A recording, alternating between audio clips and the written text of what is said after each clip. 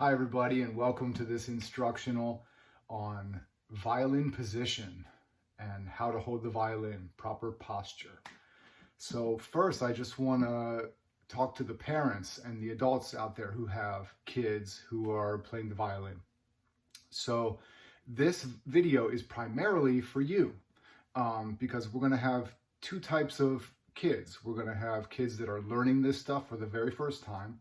And then we're going to have kids who maybe have been playing for a while, but never had these things drilled into them right from the beginning and have learned it the wrong way and rehearsed it many times incorrectly, and therefore will need to relearn and break bad habits and learn new muscle memory. So, which is actually sometimes more difficult than starting from scratch.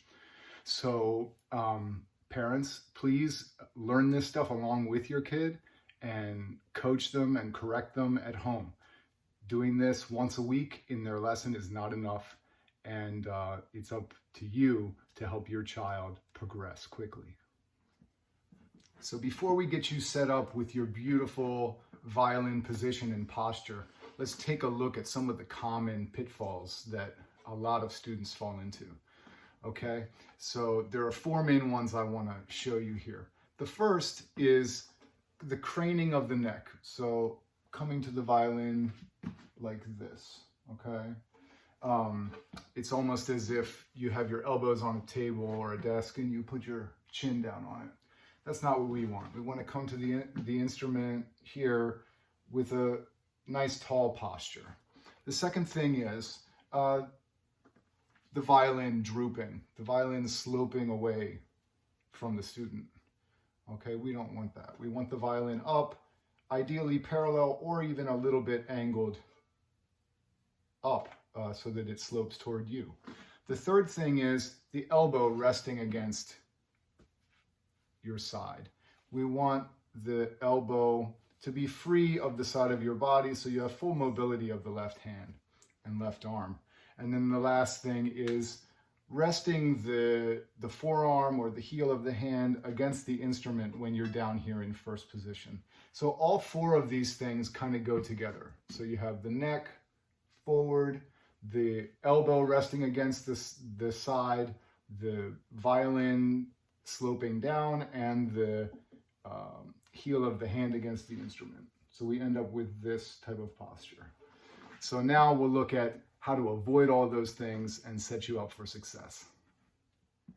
All right, so let's start first without the instrument. We're going to work on our posture without the violin. Okay, the first thing I want us all to find is the top joint. What do I mean by that? Your top joint is the joint where your head connects to the top of your spine.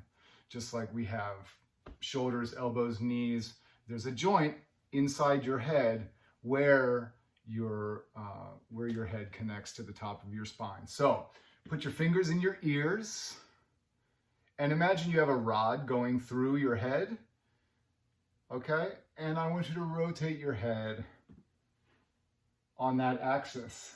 Okay, then we can do that another way. We can put a finger on top of our head here and rotate side to side. Imagine that rod, that axis going down through your head, and rotate on that one. And then there's another one, if you put your finger on your nose, you can rotate that way as well. Okay? Kind of silly, but this is helpful for this reason. So let's pick up our violins now. Okay? We'll go from rest position. Take our violin here, fingers on the fingerboard, thumb on the back of the instrument. Bring it up, but we're not going to do anything with our head yet. The violin's just going to come to us. Okay, so one more time. Bring the violin up and just keep that nice tall posture. You're really going to want to go toward the violin with your neck and your head. Don't do it. Go away from the violin. Let the violin come to you.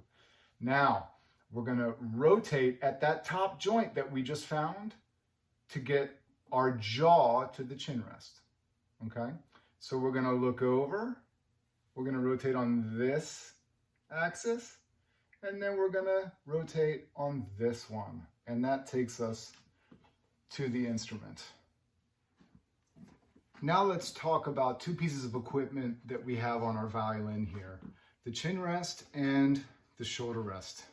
So the chin rest is kind of a misnomer. It's a little misleading actually. So it's actually a jaw rest, because our chin is not actually going to be on the chin rest. It's really the jaw that contacts the chin rest. And a good chin rest will have a little bit of a lip here on the end, and actually that will catch your jawbone and allow you to hold the violin and lever it so that you don't even need any hands to hold it.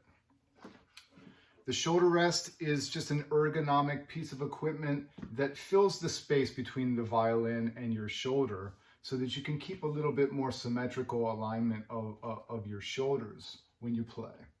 Okay, and it can be angled one way or another so that you can adjust the angle at which the violin is coming away from you. Okay, if you angle it this way, your violin will kind of naturally be a little bit more out to the side. If you angle it in, your violin will be a little more in front of you. And everyone has to find this place where the violin and the bow arm are balanced. So you don't want it too far out or too far to the center. Another note about the shoulder rest, it can also be pushed further on to the instrument or further toward the end of the instrument.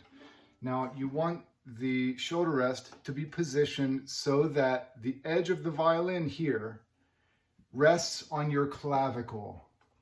Okay, if the chin rest is too far toward this end of the instrument, then it will not quite reach your clavicle.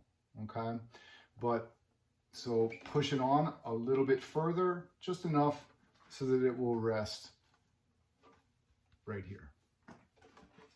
Okay, so let's take our violin once again, put it under your arm, grab the violin here, fingers across the fingerboard, thumb on the back.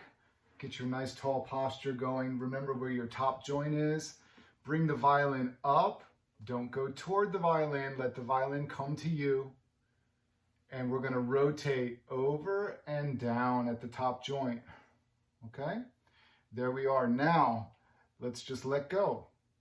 Let our hands go and just hold the violin using the shoulder rest and the chin rest, which I call the jaw rest. Then we're going to bring the left hand up and hold it lightly between the first finger and the thumb. And there we are. There's our beautiful posture. Now, we want the violin to be either parallel or parallel to the floor, or just a little bit angled, sloping just slightly toward you. What that does is it allows the weight of the violin to come down toward you and rest on your collarbone or your clavicle, and makes it it makes everything easier. It makes your bowing easier, allows the bow to veer toward the bridge, which gives you a better sound. It allows the weight of the violin to rest on your collarbone, which really frees up the left hand and allows you to get much easier leverage on the instrument. Thank you so much for watching, everybody. I hope that video was helpful. Parents, have fun practicing with your kids. If you have questions, comments, please leave them below. Like us on Facebook, visit our website, martinviolinschool.com, and happy practicing.